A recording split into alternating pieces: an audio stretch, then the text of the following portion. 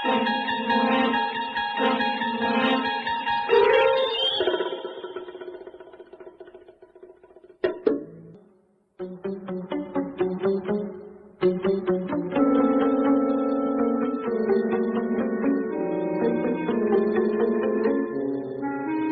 time for another perspective with Dr. Wil Spencer, with Patrick Jordan and Dr. Ganunu. And they'll be back in just a minute or two. Relax, take a break. I'll be right back. I promise.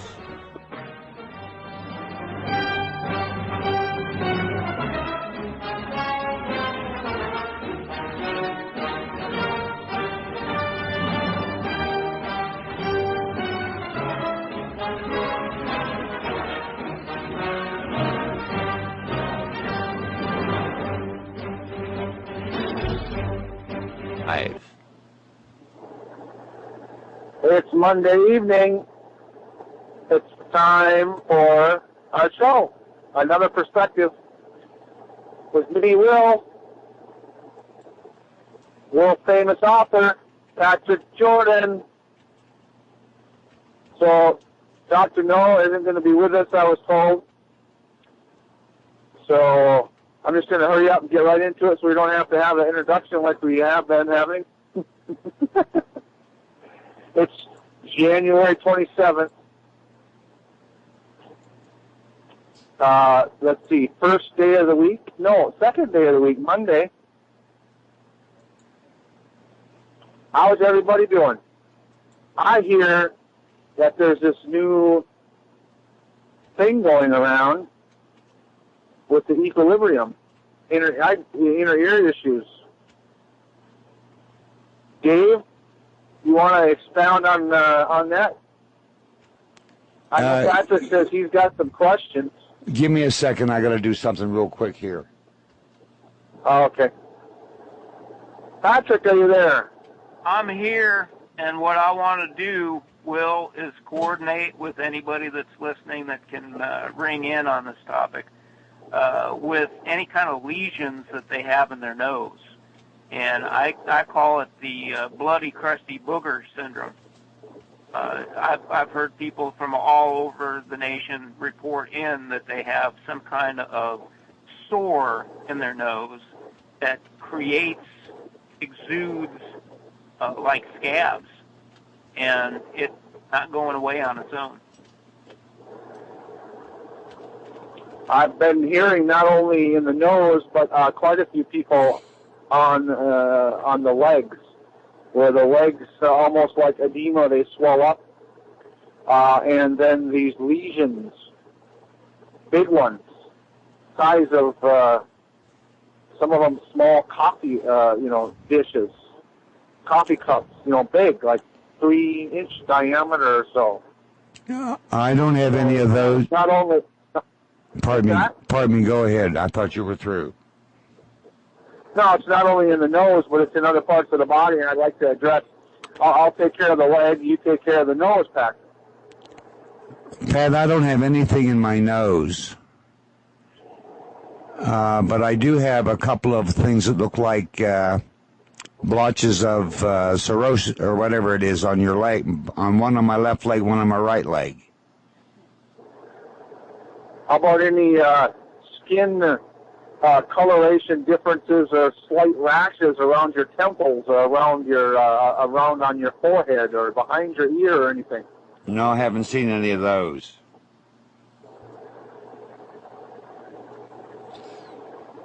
Because I've noticed a couple of people just recently that had inner ear issues. Their equilibrium was off, and I actually witnessed like red splotches around their eyes over towards the temple and on by the ear, and they had really high loads of fungus and bacteria in the sinus cavities and eye problems, central nervous issues as well as eye problems. So the other thing that I want to do by the process of elimination is find out if anybody is very close to any kind of EMF at all, whether it's wind towers or smart meters or just any kind of beamed frequency.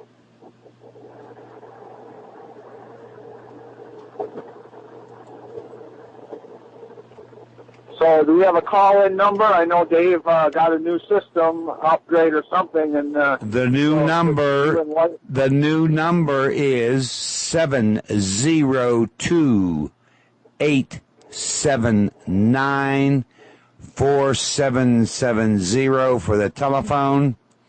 And if you want to contact me on Skype, it is now wolfspirit.switchboard with the number 1 right after the D. Dave, can I have that number again?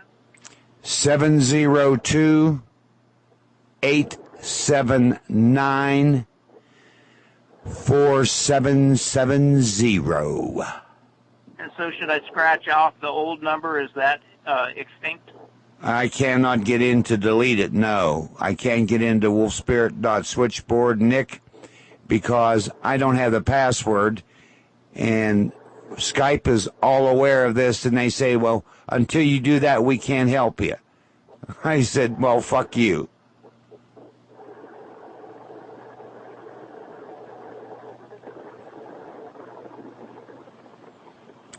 And that's where we are today. But Cindy's having the same thing. And the other day, last Thursday, when I was taking some pictures of Yuma, when he was laying out in the shade, I went to get back up because I had to get down low on the ground to take the pictures. I fell over. And I pulled a muscle in my right leg that I had to wear a knee brace for a couple days. So the other process of elimination that I've been trying to hash out is there any, hard to say this, is there any effect of planetary bodies that might throw our balance off? Because the moon and sun have not been right and setting in the right places historically within the past couple of years, and there have been times when I could not attribute anything to blood pressure, blood sugar. None of this Morgellons-like lesions were showing themselves at that time. I couldn't attribute it to any kind of EMF, but my God, I was so dizzy I almost like hit the floor. And so I think that, we're experiencing some kind of global phenomenon, whether it's, been sprayed on us or if it's coming from outside. Meaning like, some kind of lunar influence maybe. Well, I can say that if you watch the clouds, and I watch the sky, the clouds, what goes on up there quite regularly, and it sure does look like how the big magnets that are in speakers, when you can actually turn the bass up, and it would cause fluctuations and stuff like sand on a piece of paper, or it would, different patterns would appear, and in the sky I'm seeing these similar patterns. So I haven't taken out any EMF. I have a couple of devices to check EMF signals. I haven't done that yet, but I've noticed the sky has these patterns, these geometric shapes that are pretty common to EMF frequencies in different applications. Well, this is the 15th day in a row now that they've sprayed chemtrails here, and they're spraying them primarily at night, because what happens is they spray them, the trails disappear, then a half hour later you have big billowy long clouds. So they're spraying something entirely different.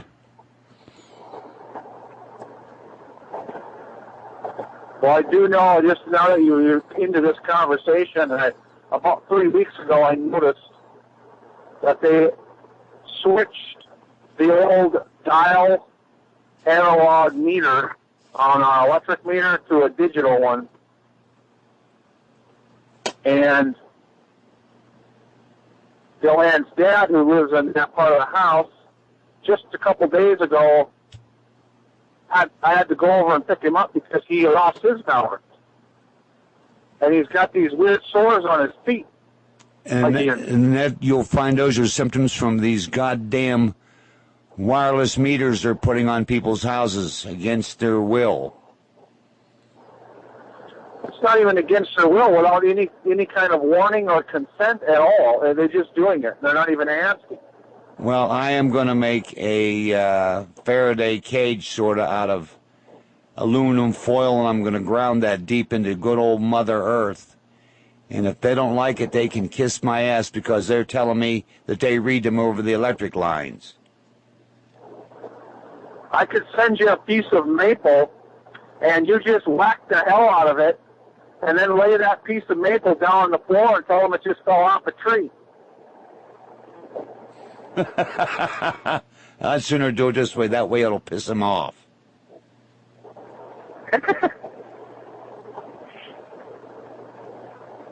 If they don't like it, that's too bad. That's But I right. noticed that the more deficient people are in their core health, the more these electrical radiation is in the EMF pollution in the air is bothersome. I can tell you that. That's you know what, myself, when I get run down or tired,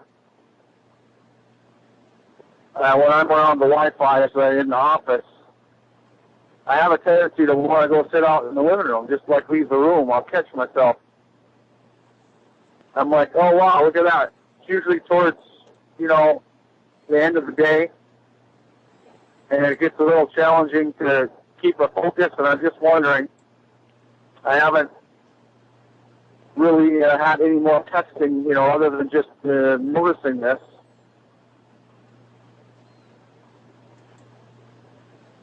If other people are having these problems, or if other people are noticing these things at all. So what I would like people to do, if they have access to a blood pressure cuff or access to blood sugar test equipment, and for goodness sakes, don't share it with other people. You can get a disease if you don't own and use the sugar testing yourself. Let me go get my blood pressure cuff. I'll be right back. Thanks, Dave. I would just like to know if we can narrow this down to what kind of physiological effects, because I have not seen blood sugar to give the dizziness that are reporting. I haven't seen blood pressure changes to account for that. But when we couple the nose burrowing organism, whatever the hell that is, with the dizziness, it almost seems as if it is a delivered package deal.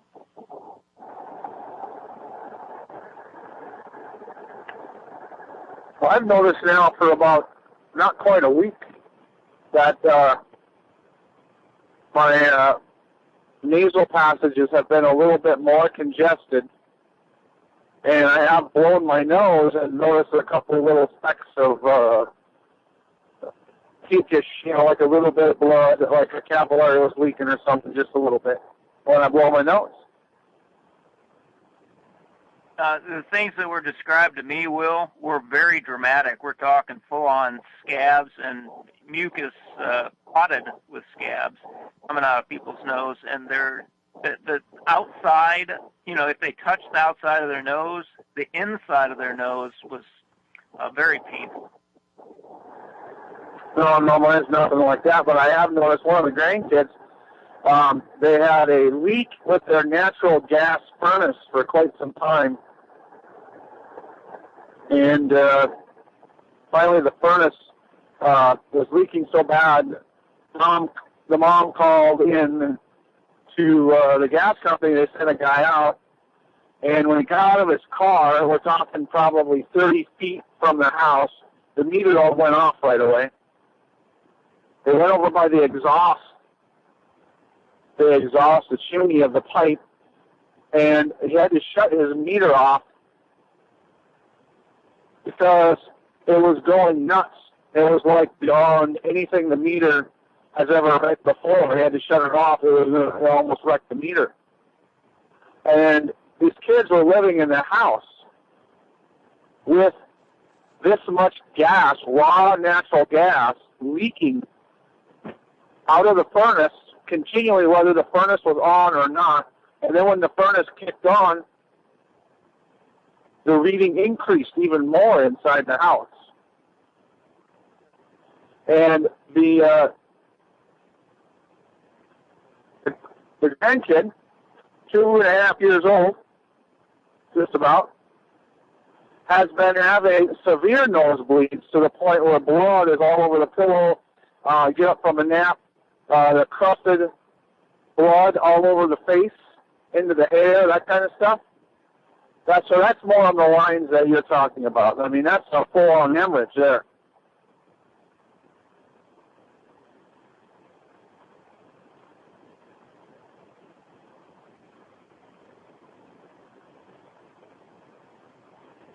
Are you there?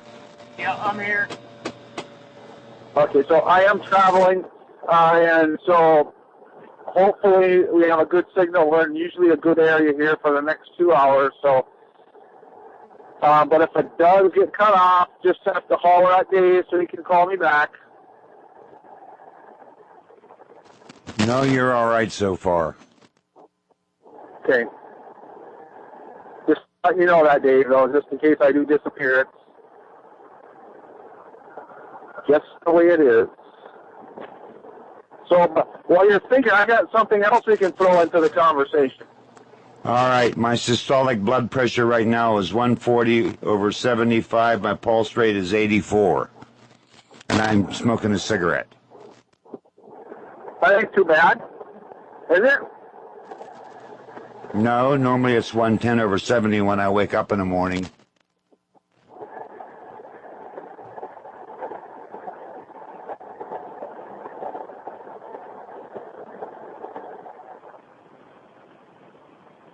Did you get that, Patrick? I got it, and when I'm dealing with you and Dr. No and Dave all at the same time, I never know whether you're kidding or not. Are you really smoking a cigarette, Dave?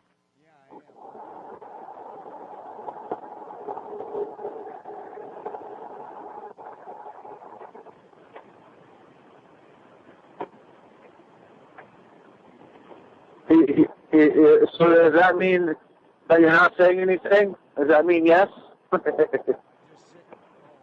I'm sorry, I had my mic muted. I just said yes.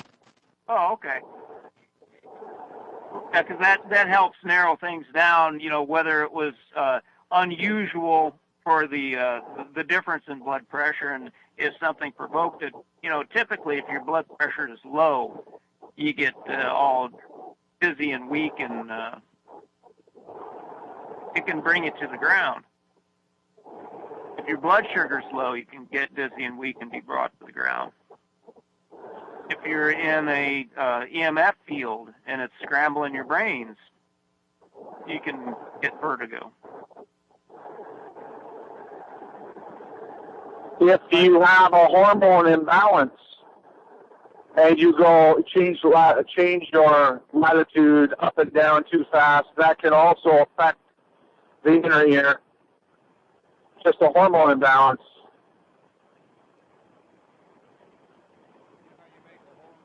But then what is common, all these people across the nation that are experiencing the same thing, because I even know diabetics that, they're under medical management, but they complain of this kind of disorientation as well. Well, Kat's blood pressure right now is 115/72. Another person in the chat room, their blood pressure is 137/73. So people are listening. In fact, you have 31 listeners right now. Oh, cool. Thank you, everyone, for listening. So anybody else that has a blood pressure capabilities, let us know in the chat room or give a call. Well, let me see. Cat's up in Canada, and the other person is in.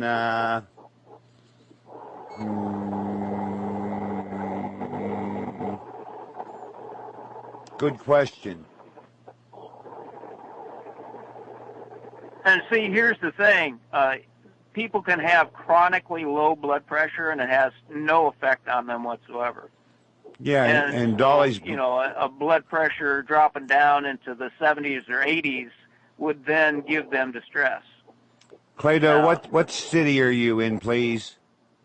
And Dolly's blood pressure, she's down in Florida. Her blood pressure is 154/52.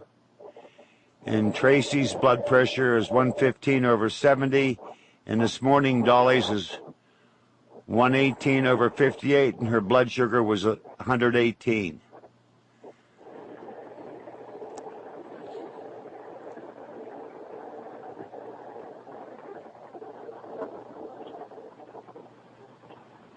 Well, none of them are too awful bad.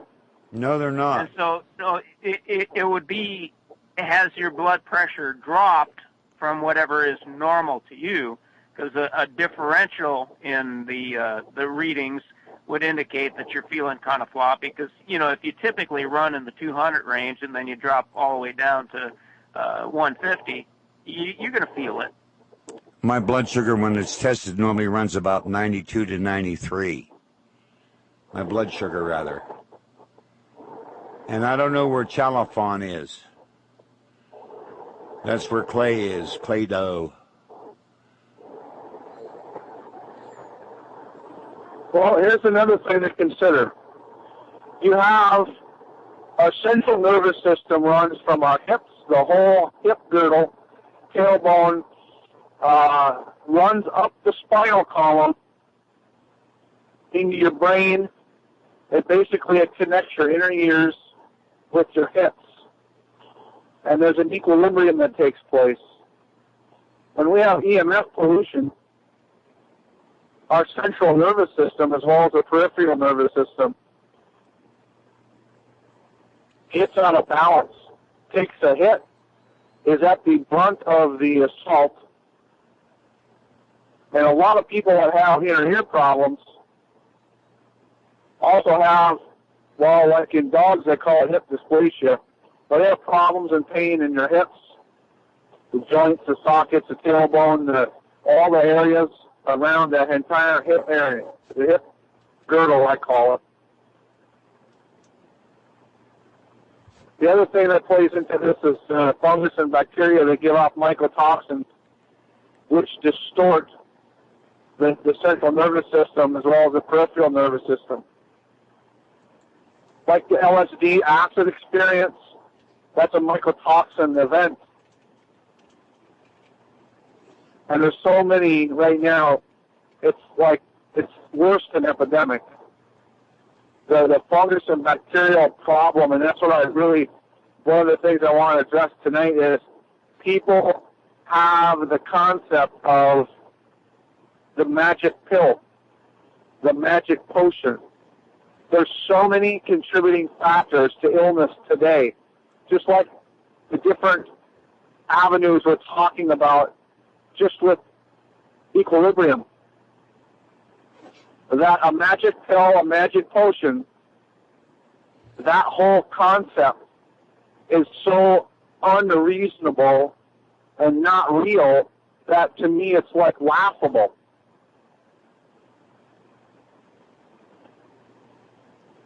And so, in the medical treatment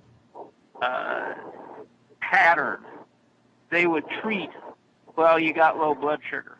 They would treat, well, you got low blood pressure. They would treat, well, you got like an inner ear infection. But see, blood pressure follows blood sugar. And sometimes blood sugar can be modified by whatever is growing inside of you. And so you have to get to the core root thing that's wrong. And the only way you can do that is to keep an open mind when you're gathering this data, and not just look at one thing and think that the one symptom is the cause of the problem. Another spoke to this wheel going down this path is the perception of being a victim or being victimized or fearing being victimized in any fashion will drive your blood sugar, will drive the hormone imbalance, will drive the blood pressure up or down, depending on how your body operates and has the perception of being victimized. So there's another spoke to this wheel. And right now, the system has gotten pretty good at having the illusion put out there for people to be scared, to be fearful, to even have, under the threat of victimized, people's emotions are being driven up and down, just like those fish in the water that are flashing to the left and then switching to the right. There is no balance emotionally out in the bulk of the population, especially those that listen to alternate media. Those that listen to alternate media have a tendency to be a bit more aware of what's going on, at least for the negative. And then they are also much more emotionally distraught and emotionally sensitive, and that will drive your blood sugar up and down, because the endocrine system, the pancreas, is part of that system, as well as inner ear is part of that nervous system as a result of the hormones being driven up. The stressor hormones increase. So this is just another cog or another spoke on the wheel. I thought the way to make a hormone was to tell her you weren't going to pay her because she didn't ask you before you started. Well, that's one way. But I have had tinnitus since June of 1998.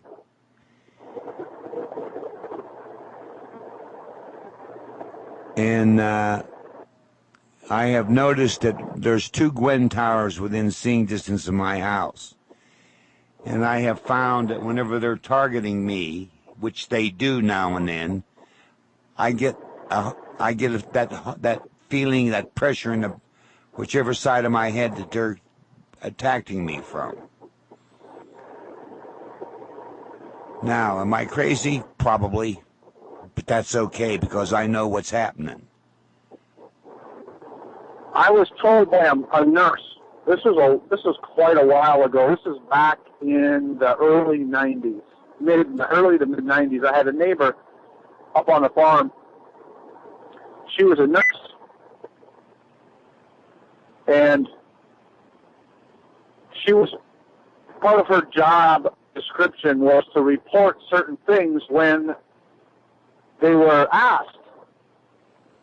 And this, I really got clear on how the United States Department of Agriculture finds things out. Because the government monitors the hospitals. And we were combating it, and I was running air samples, and we were finding pesticides in the air. And we were wondering how the United States Department of Agriculture was getting a lot of its data from. And we discovered with this nurse, she was actually very willing to tell us what was going on as long as we didn't disclose her name and her job was not going to be jeopardized. But she would tell us that she had to report to the head people in the hospital, the administrators. Then they reported to whoever government agency that was asking for the data, about people that were coming in with supposed complaining of pesticide exposure or any other different exposures that were taking place. They monitor this stuff, and it's actually the part of the nurse's job to fill out questionnaires when they're talking and handling the people that come to them. That was a special form that they had to questionnaire they had to fill out and give to the administrators, while they would give it to the shift supervisor. And then the shift supervisor would then compile the data from all the different nurses, and then that would be then sent to the administrators. And then that data would get transferred into another form that got sent to the government agency, the Department of Health and Human Services. So I'm clear at the chain of command on how they monitor through the data, through the medical system, the American Medical Association, how they monitor and gather their data. I have a couple questions for you from the chat room when you have time. Yeah, Patrick wants to take questions. That's fine, or we can finish this topic if you want, Patrick, or what do you think?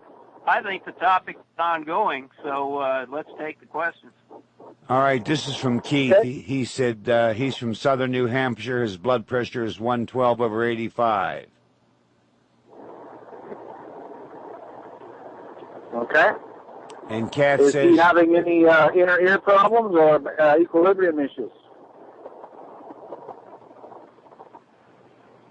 So you might want to, if you're listening and want to participate, if you're going to send in your blood pressure and your heart rate, let us know if you're having any problems, because that will be contributing to the conversation, because that's really what we're after. Yeah, and not only problems, but is that high or low for you? Because it's all about change.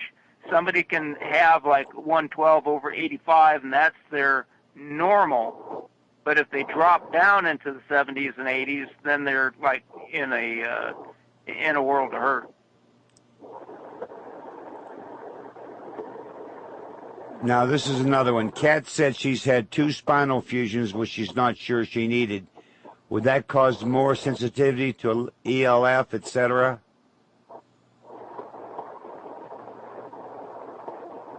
Well, sure, because you're missing spinal fusions. I mean, that's a direct assault on your central nervous system in one way or another. And then she's had 2 sounds in her left ear. Low bass and a high-pitched whine. Same thing, also Morse code in her right ear. Now, I've heard that Morse code thingy several times when I've been on Skype. I've never heard it otherwise, particularly when I have my earphones on like I do now. Well, I'm convinced there's a connection, because there's just too many patents about electro frequencies and how those patented electro frequency technologies have a detrimental effect on the human body, especially a human body that is out of balance, mineral deficient, and pathogenic overloaded.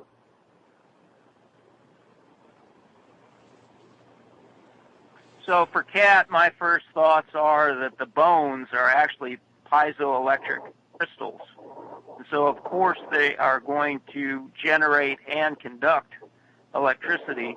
So if you have a fusion that's natural or unnatural, it's basically a short circuit of the meridian system. Yeah, in the meridian system, there are several sub-circuits that come into play here. You have bones, specific bones that are connected to meridians. You have certain joints, like your knees, your ankles, and the top part of your shoulder, and in your neck, the top part of your stomach circuit, for instance. You also have certain muscle groups that are associated with certain circuits. Then you have your reflexology points, your feet and your feet that are near the different circuits, your hands, your ears, your eyes, your tongue, your genitals. All these areas are connected to all other areas. I mean, we got an elaborate, basically a biocomputer, an elaborate system in that crystalline matrix, also known as your electrical system, connects everything to everything else like a high-speed internet connection. It's the only thing I got that's high speed. Yeah, right. Well, it was interesting. This morning when I was taking a shower, I could open up the toes of my right foot and clean between them. For the first time in almost 3 years, when the pain wasn't so great, I wanted to cry. They opened up and I could clean them with no problem, which means the nerve meridians in my foot are really healing up thanks to your requirements, Doc. That's great. I'm glad to hear that. Even after you fell down, you're okay after, I mean, you recovered pretty good after falling down? Yeah, but now I have a mark. It looks like a cirrhosis or whatever it is, but it's sort of a dull maroon, a very dull maroon on my right leg that I didn't have before. Like a bruise. It looks like a bruise, but it's not a bruise. It doesn't hurt to touch it. And I don't have to wear my knee brace anymore.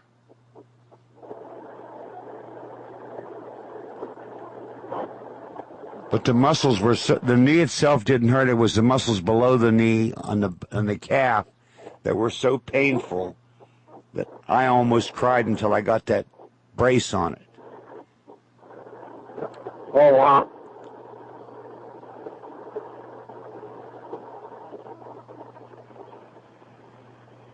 That was a bizarre day, by the way. That was last Thursday. Another topic to pursue here is what Dave is talking about. It's called orthostatic hypotension, which means that if you get up from a low position, your body can't cope with blood pressure keeping up, and you get dizzy.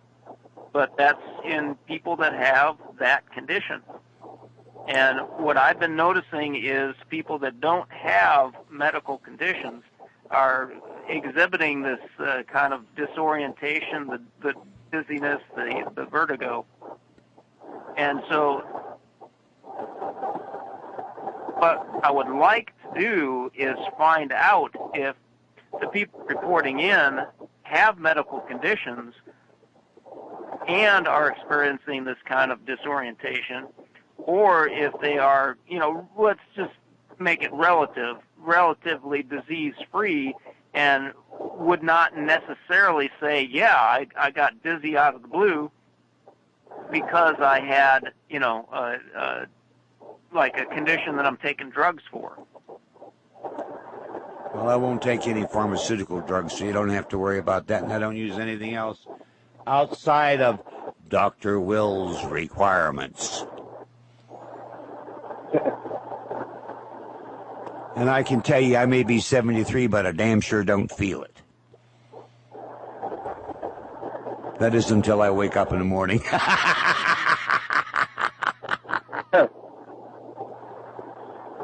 No, that's not true either.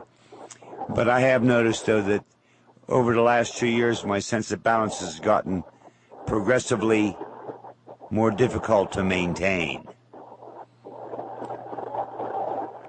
It got what? Progressively what? More difficult for me to maintain.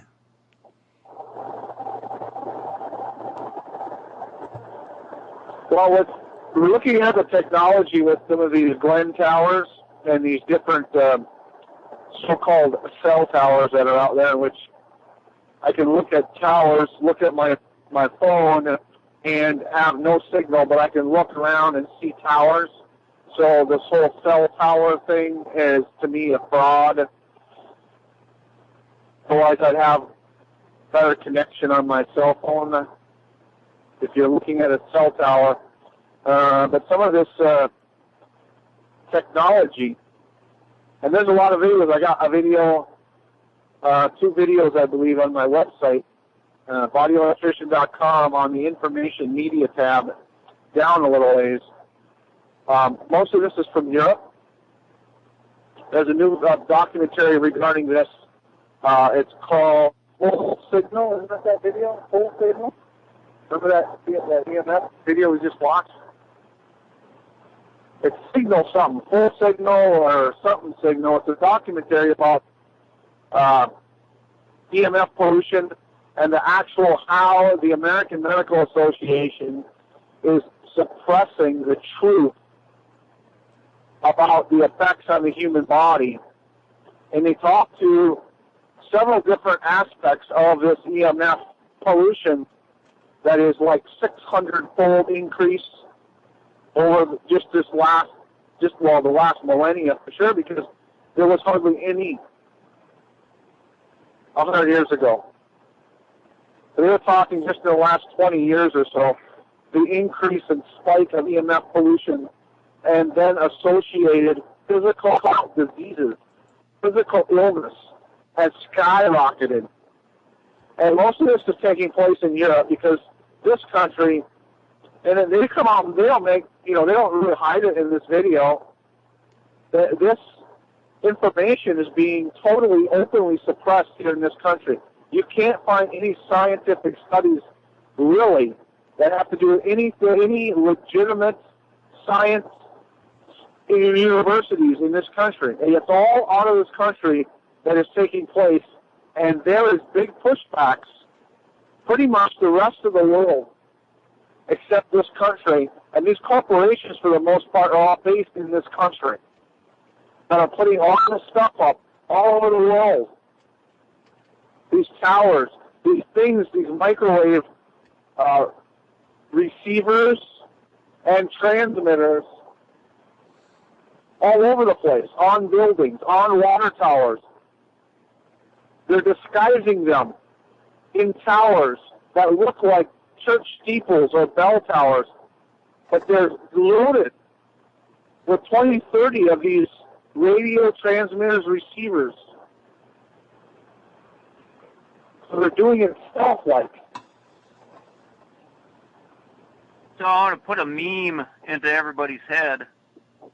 When you see the transmitters on top of water towers, just think of the style of homeopathic remedy makers that use frequency to vibrate water. And so you're getting homeopathically charged water from your municipal supply, and you have no idea what frequencies they're putting in there. I watched a guy just the other day at the grocery store that he looked, but he was kind of skinny, looked like late 20s, early 30s maybe.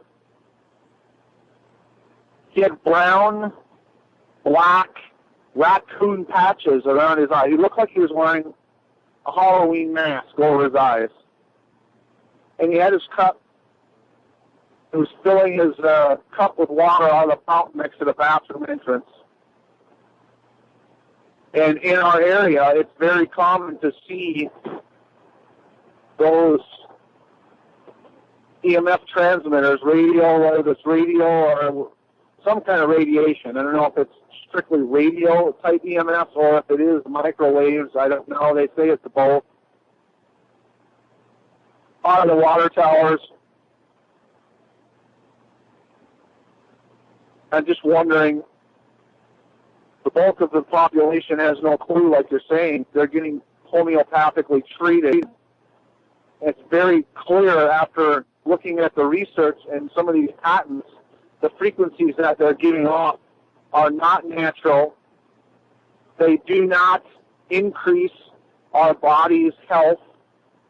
They do not increase the environmental health. And yet, this frequency bombardment on the water towers, just alone on the water towers, you're bathing in that stuff. you're drinking or not. Some people are. A lot of people are. But just look at the bathing of that. You're bathing in a homeopathic remedy that is not designed to give you health.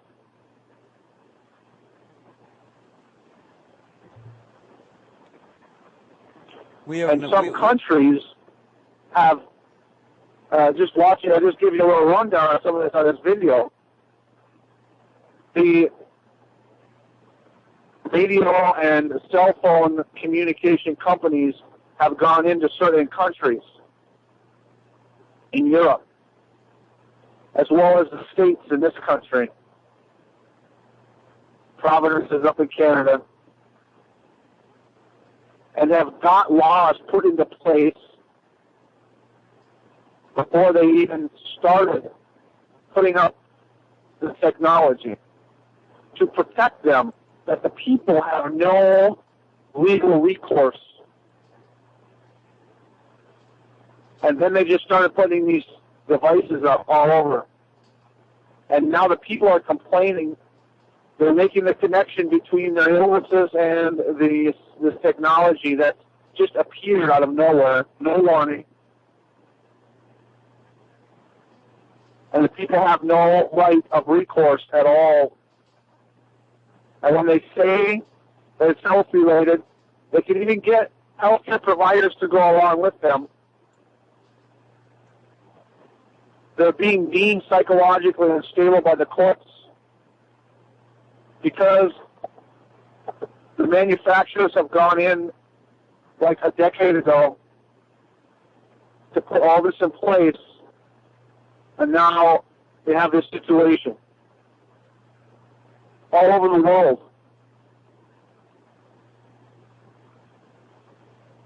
I have another comment from the chat room, if you're ready for it. Yeah, okay, it's About 8 months ago, this person started feeling dizzy a lot and once had vertigo and fell down. Started taking ginkgo. It seemed to help. She hasn't taken it lately, but no dizzy problems. Started taking what? Ginkgo. Oh, ginkgo biloba? Yeah.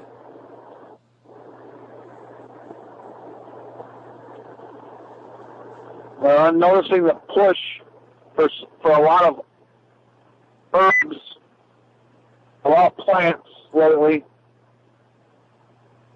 And my research is leading me to the push has to do with, and this is just kind of a little sidebar, but this plant, vegan, vegetarian mindset. And some people do feel better. Now, I can say ginkgo I don't have my books in front of me, but I do know that there is a plant hormone precursors in ginkgo that does stimulate our endocrine system to do some things.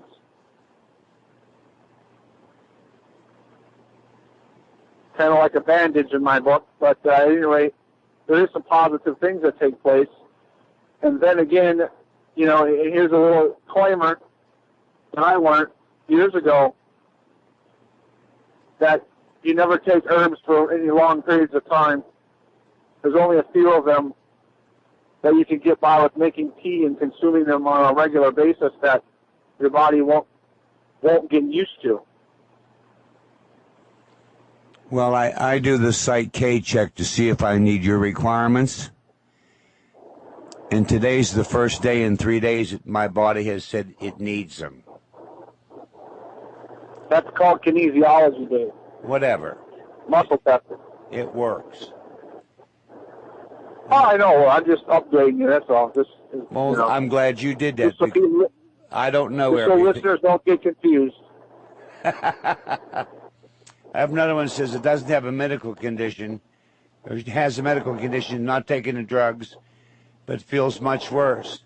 The longer this person spends outside or am off ground level, the worse she feels.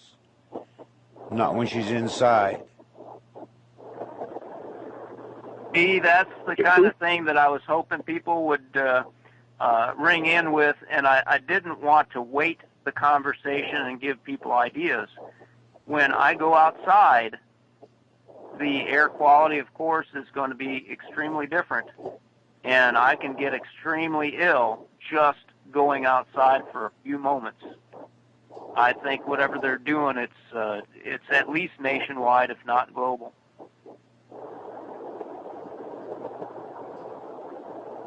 Another person said they tried medical cannabis for their vertigo last week. Terrible experience. Wow. And on the note of the ginkgo, look into the ancient history of its use in Chinese herbology. They do not use leaves. They consider them toxic. And one of the effects of ginkgo leaf is it's a blood thinner. And so if you have thin blood to begin with, it will have an additive effect. If you had thick blood and it was affecting your brain's ability to get oxygen, then that's what its benefits are from. But there are other safer ways of thinning your blood other than taking a plant that the Chinese don't even use. This is another one of those Americanized things of, hey, let's use ginkgo. Let's create a market for something that never existed before. If you don't use the leaves, what do you use then? You don't. It's used very rarely in the Chinese pharmacopoeia, just the fruit. And that comes with poisonous consequences as well. This is part of the fraud in the gray coat industry in this country. This ties into what I was mentioning earlier about the cure-all pill or the cure-all potion. This is what the natural health industry is based on, this fraud. Like we just mentioned, people want to tout Eastern philosophies, pharmacopoeia. And yet, ginkgo biloba, you just said it, was never used and actually discouraged from using. But yet, a lot of the information in this country refers to those philosophies from other parts of the world that as a marketing ploy to get you to buy their stuff. Well, it's a pure fraud. It's a way to sell something, because let's examine this is a simple lesson in traditional Chinese medicine. They have three ways of approaching something: food, tonics, T-O-N-I-C-S, and poison. And it all makes sense. If you're weak and you eat the right kind of food, it will build your body up.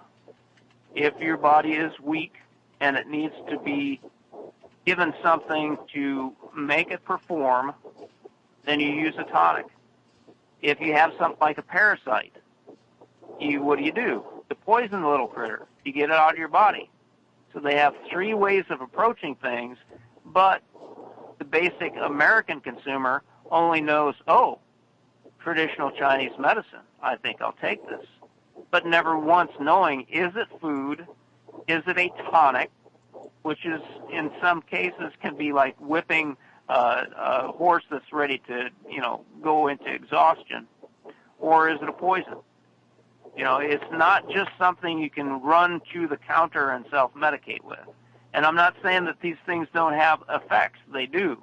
And you might have gotten beneficial effects. But like Will was saying, you can't take it every day. And I'm not saying anybody is, but you have to be very cautious about that American kind of mindset of, with aspirin, the joke was, well, if one's good, a whole bottle's even better. And, of course, that would burn a hole in your stomach. That's that Americanized version or bastardized version that we have so prevalently now in the, especially in the natural health industry. It just oozes with this kind of fraud. They just throw a word out like, for instance, superfood. What comes to mind when you hear that word, superfood? bulletproof, wears a cape, flies around. Yeah. Right, it has a green ring on its finger and a pair of tights. Okay, you think of what? You think of the Vitamix. We're going to juice to make superfood. Or we're going to have a bunch of whatever, superfood.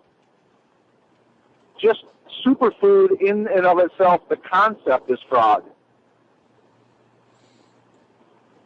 I'm going to bring an additional person into this call that wants to talk to you guys about this, and it's our friend Tracy. Okay.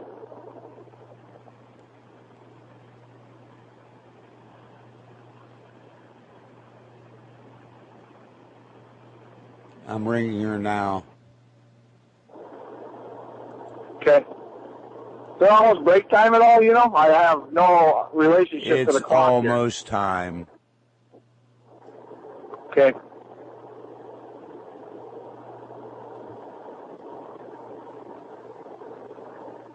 Let me ring her again while I set up a call, while I set up some music. What do you want to hear today?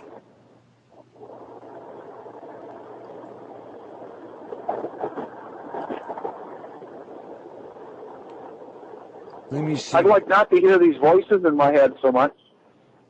Well, tell them to go away. Too many of them, they don't listen very well.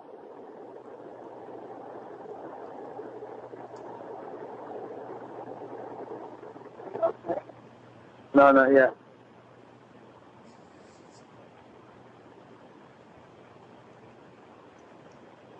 You hear it? Tracy, are you here? Yes, I am. You may speak, my dear. Okay, hi guys. Now, remember when I called you a couple of weeks ago and I was almost manic? I was outside breathing in and out really deeply. And I was sick for days after. I know I sounded loaded, but I hadn't had anything to drink. I'm the one who was saying, when I'm outside, I immediately feel sick. Immediately. And I've also noticed, I have some friends that are in a high-rise building. I went up to the 10th floor. By the time I got out of the elevator, I was almost throwing up from nausea. Wow. So I'm wondering if these waves are worse the higher up you are. Interesting. Let me tell you a few things that out here in Illinois, there are no foundries close by. And even in the wintertime, the air can smell like burnt metal. Some people have said, oh, you know, it's Fukushima, or oh, it's this, or oh, it's that. I have no idea what it is. Chemtrails, Fukushima, whatever. It doesn't matter to me. The air smells completely polluted in the middle of winter when there should be nothing going on except, you know, crisp Arctic, what do they call it, the polar vortex. So when I go outside, it does not take long before I feel ill because there's something wrong with the air that we're breathing. And then the next thing is that when I am in a building, and especially when I'm close to the machinery, because they have electric motors that run the elevators, there is something wrong with the insulation, maybe the phenolics that they use to insulate these motors that must get extremely hot. Every time I'm in a building that has an elevator, I become ill because they're off-gassing something. And so what I'm talking about is chemistry. You're talking about, electronics, and so this adds like another dimension to the multiple things that they're throwing at us. Absolutely. Now, the other thing is the floor I was on has a lot of students, so they're all using wireless. and I wonder if when I stepped out of the elevator, it got worse. A Wi-Fi node can bring it to your knees. It did, but outside, I'm telling you guys, I immediately, and it's not just physical pain and like a equilibrium distortion. I mean, it's like it triggers off mania. I can't concentrate. I ramble on. I sound like a rave maniac. And I can't control it either. I couldn't stop myself. I couldn't. So, I just wanted to call in and tell you guys that I'm feeling it too. Because I went outside yesterday and it took a minute. I was just throwing out the garbage. It took less than 5 minutes and it almost brought me down to my knees, whatever's out there. And it's really cold right now, where I'm usually great in the winter. Winter is awesome for me. I love the cold. I feel better. Most of my MS symptoms just go away. Something about autoimmune in the cold just makes me feel stronger. It goes away. This year, specifically, it's not. It's worse. And I have nothing for it, guys. I have no idea. So, I'm going to hang up. That's all I want to say. Thank you very much. Thanks, Tracy. Thanks, Tracy, for calling in. My pleasure. The EMFs really affect the hormones in our body, as well as in a couple of these documentaries that I've just seen recently regarding EMFs, it actually increases the bacterial, fungal, and viral population in our body over 600-fold. 600% increase being in these unnatural EMF waves. Just that alone. Nothing else different. Not food, not sleep, not toxins and poisons, just the increase with the EMFs. Now, you're saying not an increase in environmental toxins as chemicals, but when you increase the population that much, they're going to put off their own waste, and so you've got endotoxins from bacteria and mycotoxins from mold, and those alone would make you dizzy enough to get weak at the knees. Right, so you're going to have 600% increase in population of the pathogens, which automatically increases those chemicals, the toxins they give off, which then cause more problems to our endocrine system. Also, these same toxins are so caustic. For instance, acetaldehyde is just one of hundreds of mycotoxins alone that just dissolve the myelin protein sheath that protects the nerves and exposes the nerve not only to the chemicals, but to the stressor hormones that are just as caustic. So then you have this perpetual spiral to hell again going on, just from the increase in EMFs in the environment. About time to unplug. I have another comment here that's very interesting in the chat room. A gentleman just found out his wife bought a bottle of liquid turmeric, and Dr. Mercola says it is a wonder herb. You have any comments on that?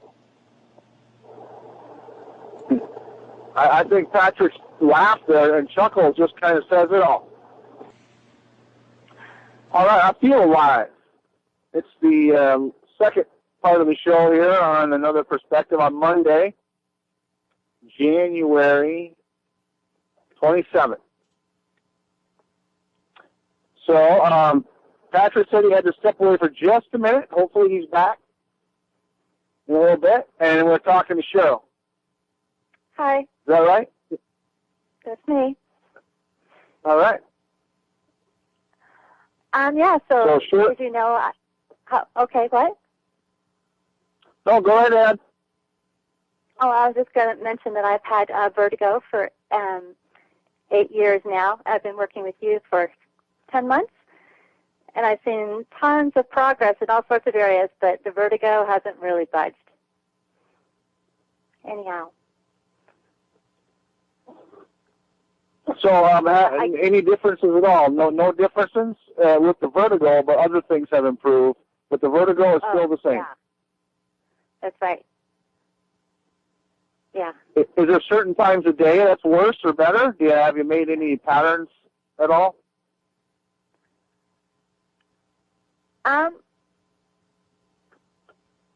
Well, if it starts off bad, it's usually better by the evening, and if it starts off good, it's usually worse. And it's, some periods I can go through times that it's usually not bad. It's usually a milder, and sometimes it goes into the moderate. I had a whole week last week of moderate range. That wasn't a lot of fun. But usually it's milder. But it is all the time, even when I'm trying to sleep. I'll notice it in the middle of the night. But, I try to lead as normal a life as possible. Throwing your leg out and putting it on the floor doesn't work.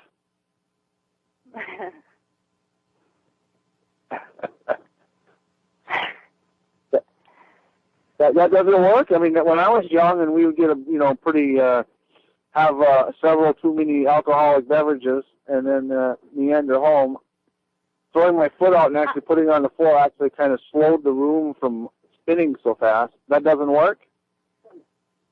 Well, a glass of wine actually, it doesn't help the vertigo, but it helps me to relax a bit, I think, with it. But I did try cannabis last week, and it was really awful. What do you mean awful? Awful? What does that mean, awful? I mean awful. I've never actually had it before. So that was my first time, and I took the very lowest dose, and I went from normally, I feel like I'm on a little boat, just kind of bobbing around, to suddenly I was like on the big sea, just being thrown around by the waves, and for hours, and I was shaking and trembling and having hallucinations, and like I had no memory. It was the weirdest thing. And they said it would be like having a glass of wine. It was not like having a glass of wine. So that's, I'm not going to pursue that avenue anymore. Maybe the glass of wine was more like a jug that he was referring to. Yeah.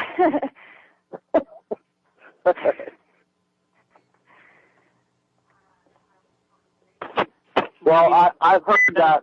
Are we on air? Go ahead. Are we yeah, on we air? are, Patrick. Okay. Yes. Just checking. I'm back. I was wondering how low blood oxygen affects vertigo. Hypoxia, anoxia will just make you dizzy and weak. And I lump all this stuff together because it's very hard for people to describe. And I had to write down what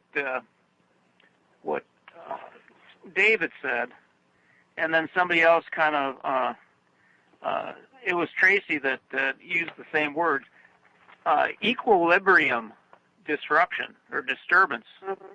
And I lumped them all together: vertigo, weakness, dizziness, disorientation, brain fog, just a fuzzy feeling in the head. I've been getting reports from all over the U.S. that people are experiencing this. And so, so I'm not putting a really fine definition on it because I know what vertigo is. It makes you feel like you're on a carnival ride that's going to slam you to the ground. But what people are reporting is like many different variations of the same thing. Right. So I was just lumping it together. Yeah, I have people calling mine all sorts of things too: dizziness, vertigo, equilibrium disorder, because it is hard to define. But I've had it for 8 years. I originally got it. Well, I'd had vertigo attacks very far apart before, but I got like a flu like 8 years ago, and I was really in bad shape for a while after that. That's when it started. Now, when you say flu, was it ever attributed to a microorganism? I never went to the doctor or anything.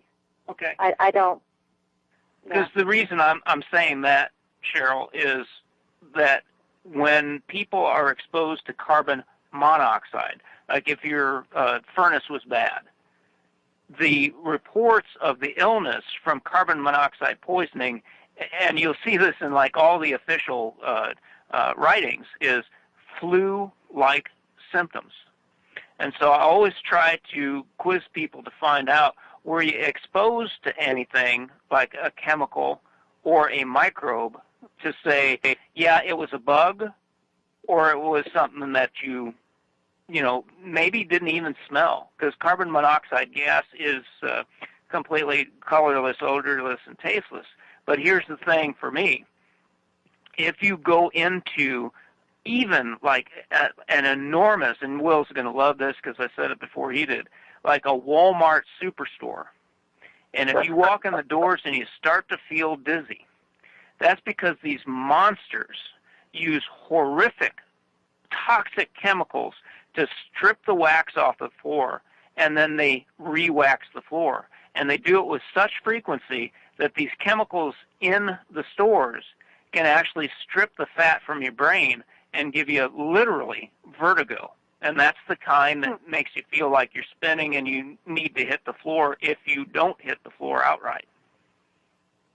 Yeah, I've noticed it in the fluorescent lights too. I think those mess with you, but I've noticed that. Like, I haven't been to Walmart, but Target. That I don't know, like it sets me off. I just want to get out of there. Right. But sometimes it's the dimensions and stuff of a place. Like if I'm going through a corridor or aisles or things, it messes with me. So I don't know. I don't like shopping anyhow. Did you say shopping in hell? I should have. What did you say? I don't want to put words in your mouth, but I'm writing it down as a quote because I like it. I don't remember. Okay. And so, she was talking about fluorescent lights. We're looking at so many symptoms and so many causative factors. But if everybody across the United States is experiencing them and almost simultaneously, then I would like to do like a matrices and find out what everybody has in common. Mm-hmm.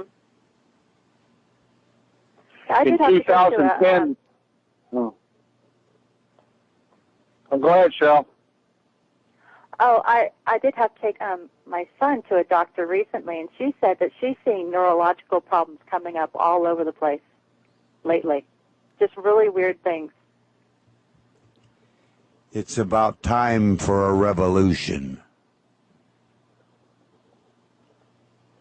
Mm-hmm. Amen. You know, it's interesting. I have 7 fluorescent lights here in my studio. I have 7 of the tube types. I do not have any of those little curly things that are filled full of mercury and stuff. If you drop one, you got to call and do a whatever kind of cleanup. A hazmat cleanup. Thank you, Patrick. But I don't notice anything from these like I did from those from the curly ones, because they also put out a 27,000 plus hertz signal all the time. Isn't that something, Dave? I'm glad you caught that. Oh, yeah. And, you know, I don't care what people say. When I look at these people that push one miracle substance because it takes care of everything, I think, how fucking stupid are the people who follow them? I try to buffer that thought with a counter thought of how desperate are they, because there is no good information out there. Now, I personally use turmeric in the powdered form, and I don't feel good unless I use it, but I also know that turmeric is a gene silencer.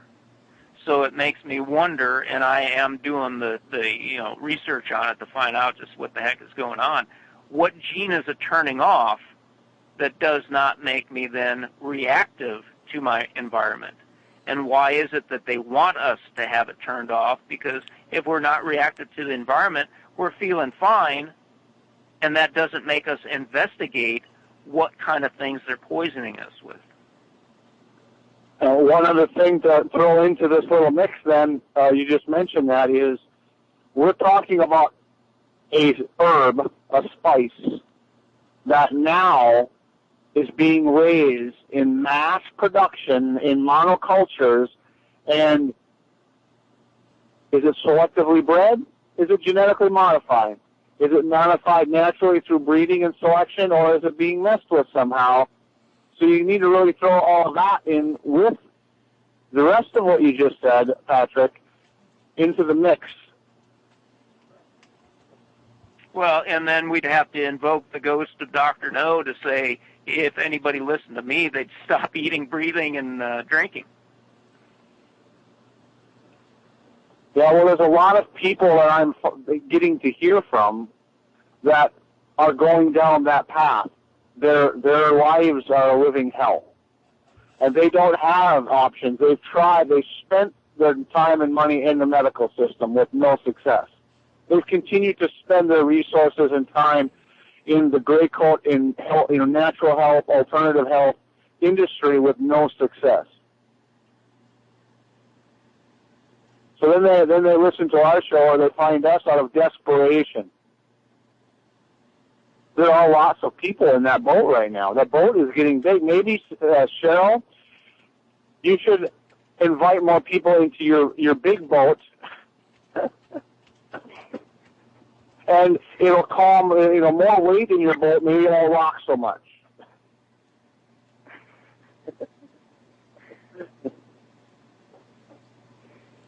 Oh, Brenda in the chat room says when a smart meter was installed in her house before they knew anything about them, both she and her husband had terrible brain fog. Her usually good memory went bad. They could barely function mentally.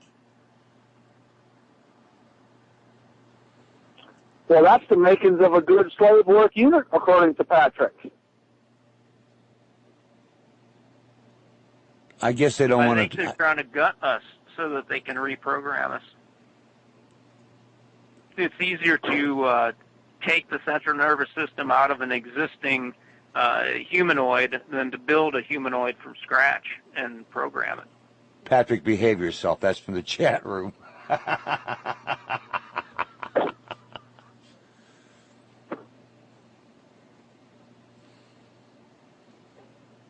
So then, for the case that Brenda's talking about, the smart meter, was it the EMF or was it the EMF influence on the microbes that live inside of us that cause them to grow, that cause them to give off endotoxins and mycotoxins that affect our central nervous system? This whole cascade, what I'm trying to do is trying to establish what is its trigger. Is it the EMF? Is it the bugs? Is it both? Is it something else?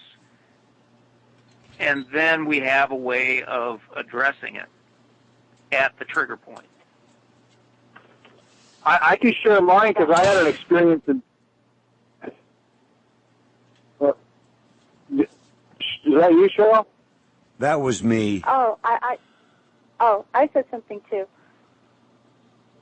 Okay, I just go asked ahead. about hormones, how hormones, hello? Oh, I just asked about how hormones play into it, too. Well, that's what I was just going to say, because I had an experience in 2010 where I had a very upset, emotional thing happen to me. And a couple of weeks later, I ended up in bed for 4 days. my experience, it was set off by a very negative emotional thing that took place. And then the vertigo, the fever, it was a definite inner ear infection of some kind. And I don't know at that time. I didn't have the technology we have now. I just know that my body got so hot. And I refused to go to the doctor. I'd rather die in my bed. And I made it. I was urinating blood for several days after this whole thing, so I know it was pretty hot. But for another 3 or 4 weeks,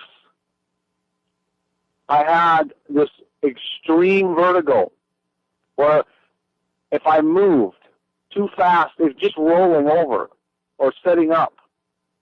And it would come and go. It would come and go, and I had the pattern down with food. I had the pattern down with my emotional state. And ever since that particular time, the screaming in my ear got a little bit more intense, and it's been there ever since. I mean, I've had ringing in my ears as long as I can remember. I really don't remember a time in my life that I've never had that. It's been quieter at times in my life, and that's a whole other story. But for the most part, there's hours of this low-grade ringing in my ears. It's gotten better over the last few years, but during that time, I had that emotional upset, and then the 4 days of that extreme fever, and I mean, I was delirious. I don't remember a lot of times, and I actually was vomiting. I couldn't keep anything down. I actually pulled a bunch of muscles and tendons in my foot because I was wrenching on just dry heaving like you wouldn't believe. And it hurt my foot, tripped and fell on one of the times on the way back from the bathroom to the bed, twisted my foot.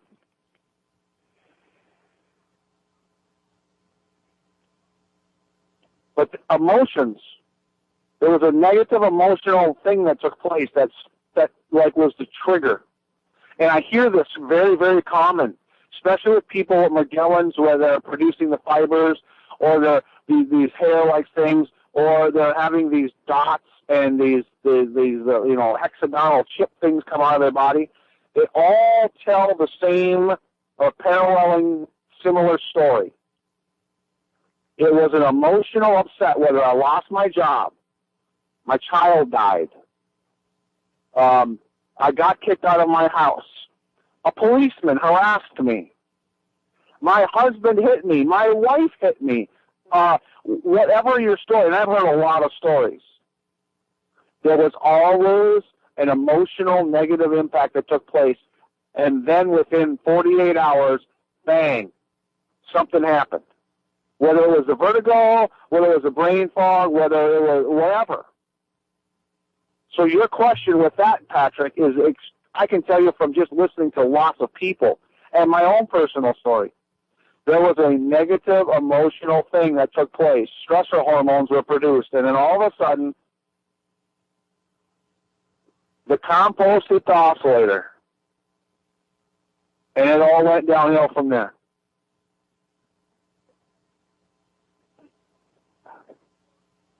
Oh, that's what we see in the biology of aggression. That's our Wednesday show topic. That adrenaline is actually their master control switch. That's how they get in to start reprogramming. And what people need to remember is that hormones are not just cell signaling devices. Many of them double as neurotransmitters.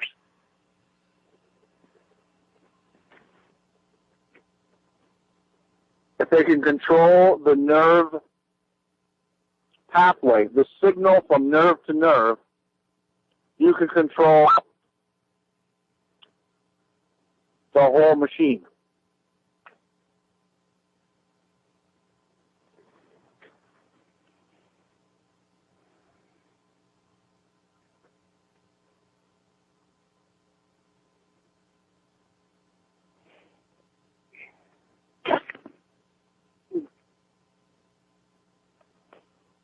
Are you there, Will? Because I heard some squeaks and bumps.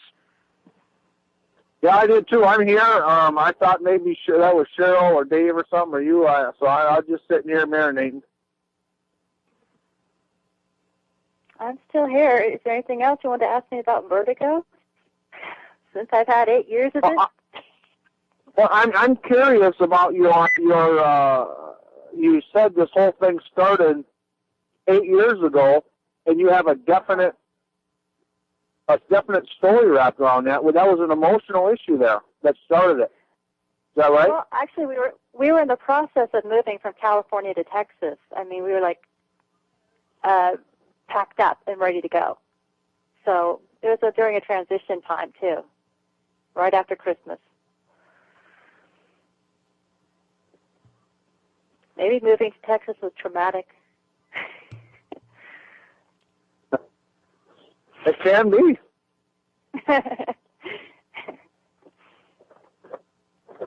I moved to Texas once. It wasn't that bad of a deal, but you know, I'm weird though because I like to move. So.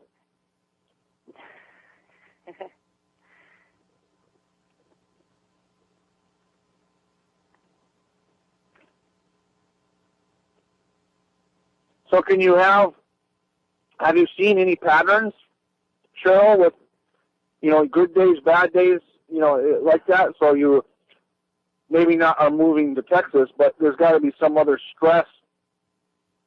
Have you made any connections there?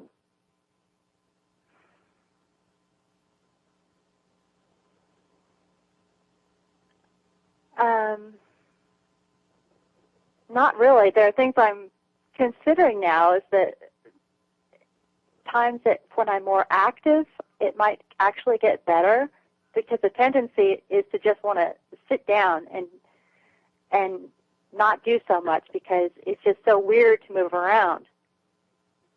I know when I'm outside a lot of times I actually feel better,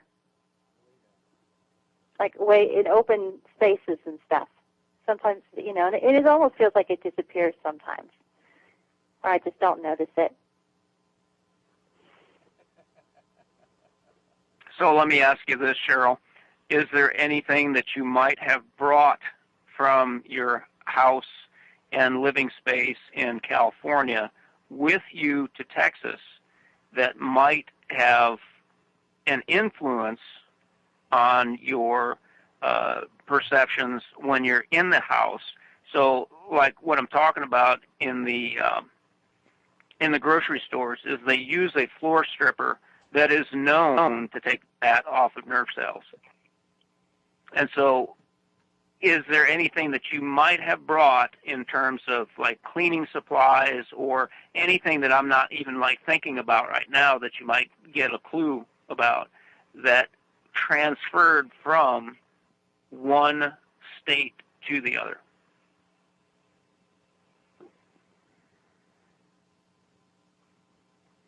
I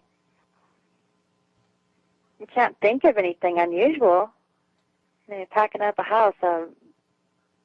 Well, and it wouldn't be unusual. See, this is a very good point that you're bringing out.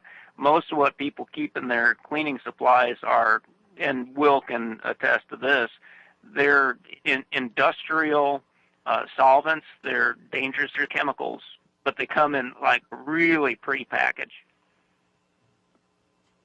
Yeah, stuff that we bought back then is not stuff that I would buy now, so I don't remember. Yeah, that's what I'm getting at. If you've got a change of lifestyle, then you know something that we can eliminate and look to other things that might be contributing.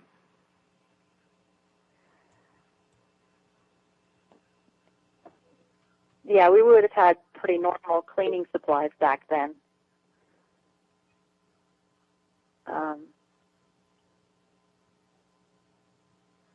And then the next thing would be, you know, did you ever use mothballs in your closets to keep your woolen sweaters free of moths? And did you bring that kind of thing with you? We don't really have many woolen sweaters. I'm from California. No, I haven't used mothballs. Yeah, and again, you know, I'm just talking in general terms. I'm not, you know, limiting it to like the literal interpretation of woolen sweaters and mothballs, but people tend to bring like their old ways with them. And, you did say that you changed your buying habits, but people do tend to do that. And with that, whatever problems that created will transfer over.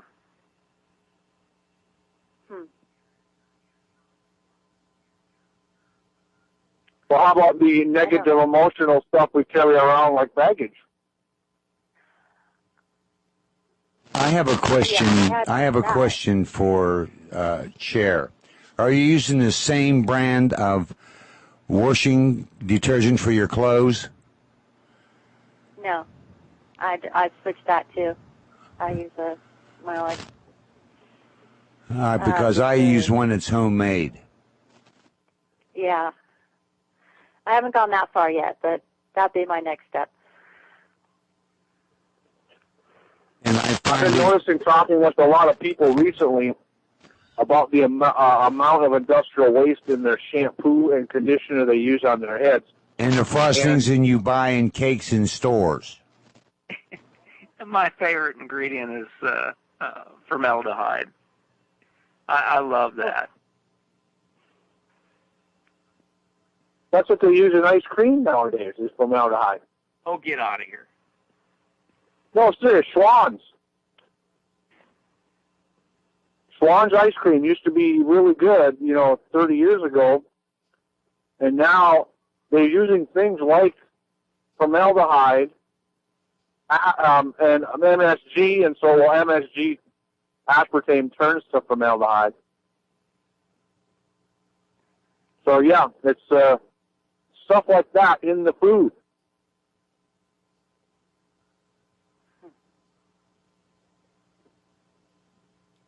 That's like there was an article posted in the chat room, I don't know, last night or today, about a chemical they're using in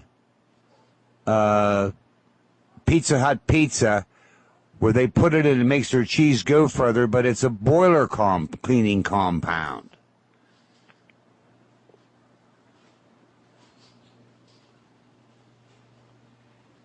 And I read that and I said, that's another reason I'm not buying no more pizza from the stores. I'm not buying any more pizza from any Pizza Hut or any other place that makes pizza. Yeah, the whole food industry is pretty much deregulated right now, so there's really, all it takes is a few $100,000 to the FDA in the right pockets, and you pretty much do what you want.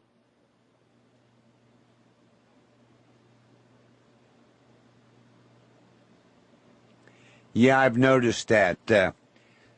It's not the Food and Drug Administration, it's the Food and Drug accomplices.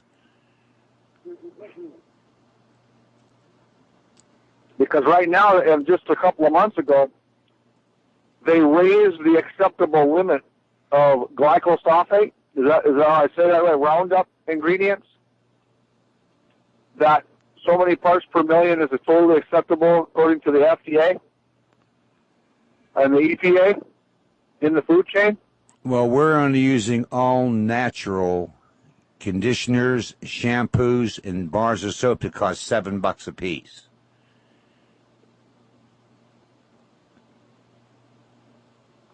Wow. And I'll tell you what, I'm seeing a difference in my hair in just 4 washings. We just got them last week.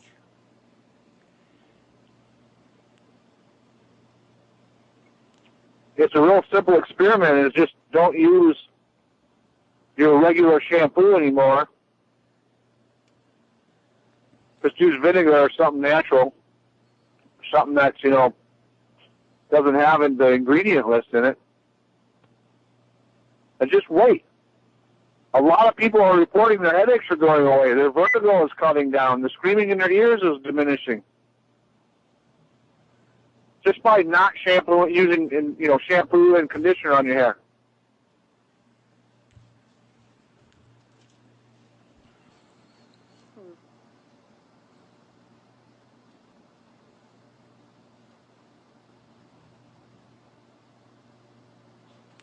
Well, Trevor, if you like to eat boiler cleaning compound in their cheese, be my guest. Go to Pizza Slut.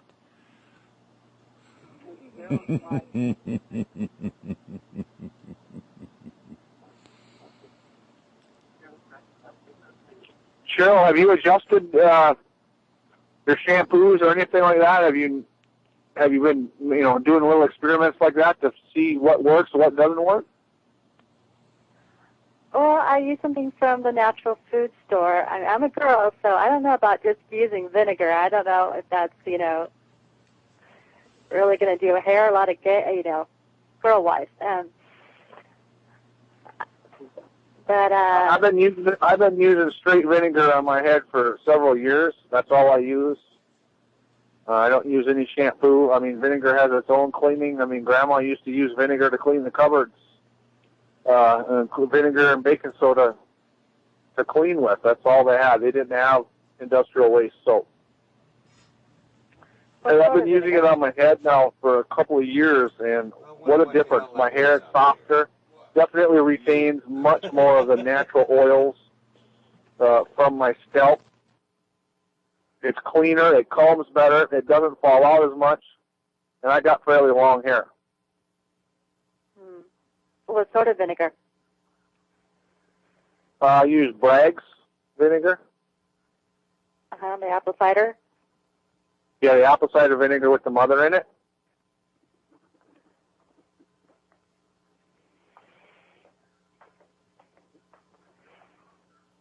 Well, I suppose I could try that. It's tingly on the scalp. That I like. Just don't get it in your eyes, because it does get kind of burny.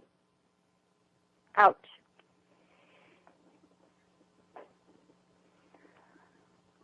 Well, unless you have any other questions, I need to get going.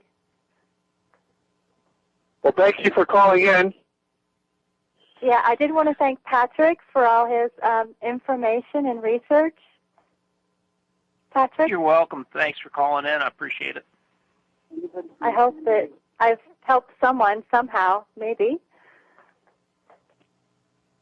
Well, you're helping in your local area, and if you don't mind me just speaking up a little bit. Yeah, go ahead. We have scan hubs all over the country, in several other countries as well. And Cheryl stepped up in her area in Southern California and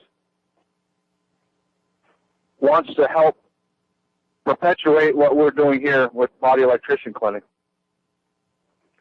So I have to say thank you, Dylan, and I say thank you, and wanting to learn about this and helping and share in your local areas about what we're doing here, and actually participating in a show like this to call in is extremely important to everybody involved as well as the listeners.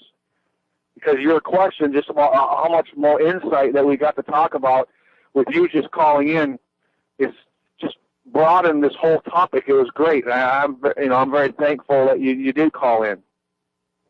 And anybody in the Southern California area, they can get a hold of us and we'll direct you to Cheryl, because this hand scanning hub that Cheryl has stepped up to be working with us is like revolutionizing healthcare. With testimonies like Cheryl's. Oh, go ahead. Oh, yeah, maybe we should add that part, the good part. Since I've been working with Wil for the past 10 months, I used to get migraine headaches about, every other week or so. I've had one mild one in the past 10 months.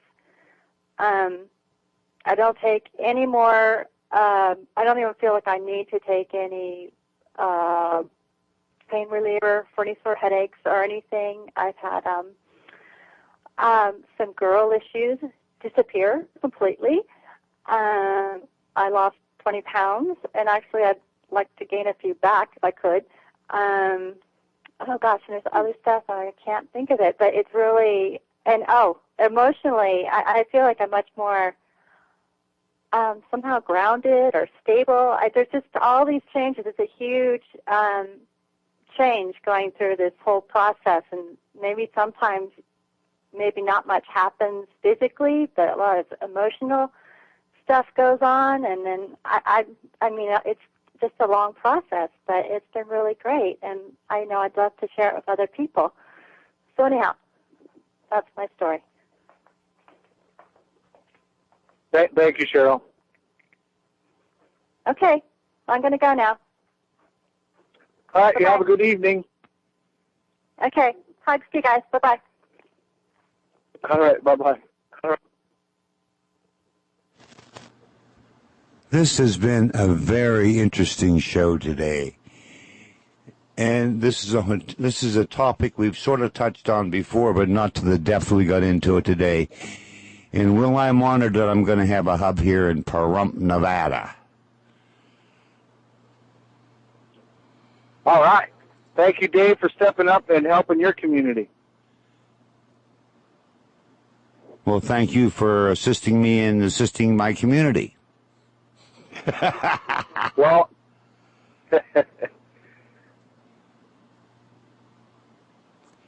you're welcome.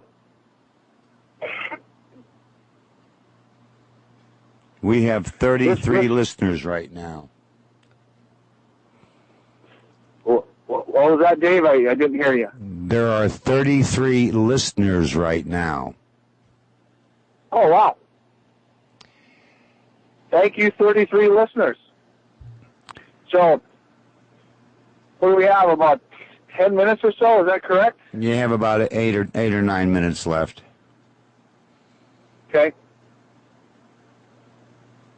Well, I can say this vertigo, this, if you want to call it vertigo or equilibrium issues, and with all of its associated spokes, because it's a big wheel, this equilibrium issue. There's a lot of contributing factors. This is a huge topic that there's not a lot of resolve. I mean, I'm seeing people come to us with these problems, like, you know, this was part of what Cheryl had. You know, it's still there. Although all these other things, you know, Cheryl got started, you know, healing and getting better, disappearing. Still have a little vertigo thing going on. And, you know, and there again, it's only been 10 months. This kind of touches like the magic pill theory. 10 months on a healing path, in my book, is not that long. So how many months? Let me ask a question while you're on that.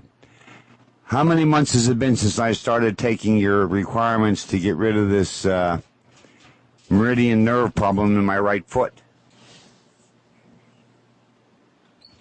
Well, it's been at least a year. I don't have my computer, so but I know it's at least been a solid plus year.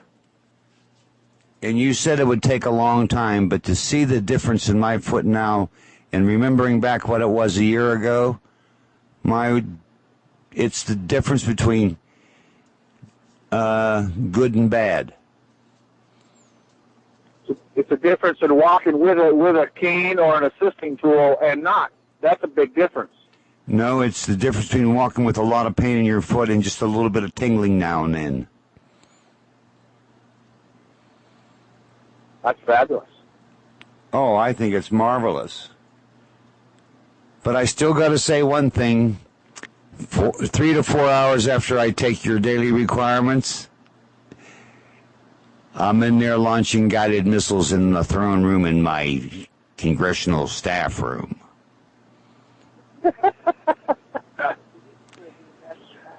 Yeah, and you're not 100% of that diet either. So you see what kind of improvement you can make and still, you know, kind of be bad. Yeah, it's not bad. It feels good. And yes, Keith, I've been doing Psych K with Will. And And see, let me tell you, let me share an adventure I had with Will. We were doing Psych-K one time. We were doing, 6 or 8 of them that day. Yeah.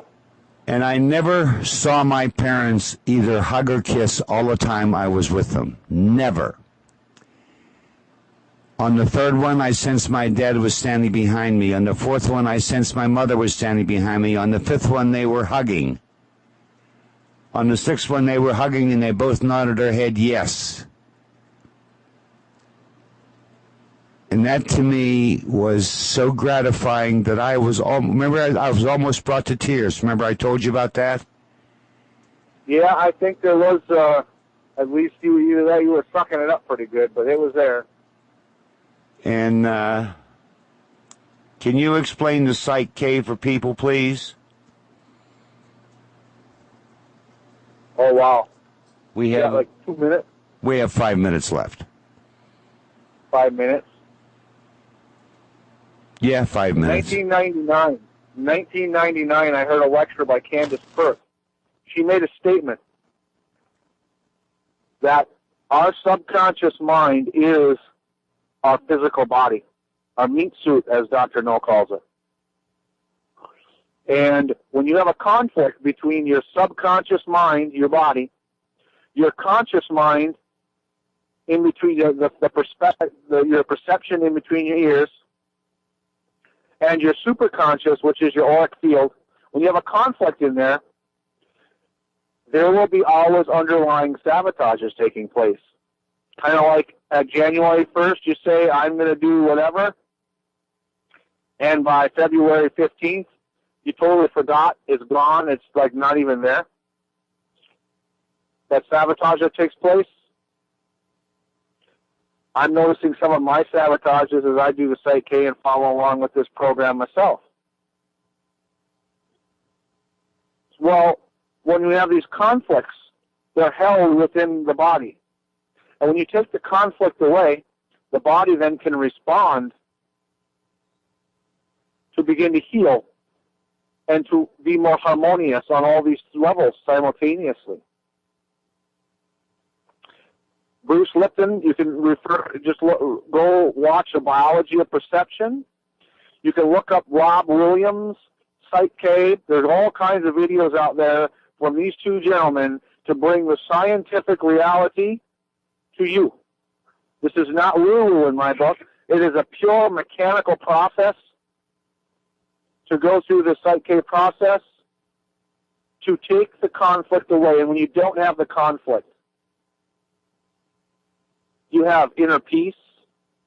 I've had so many people. This is where the miracles happen. I had a lady just the other day, like Saturday.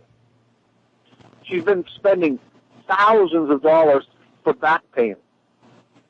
She had a really, really, really bad childhood. Lots of abuse on all levels, literally for years.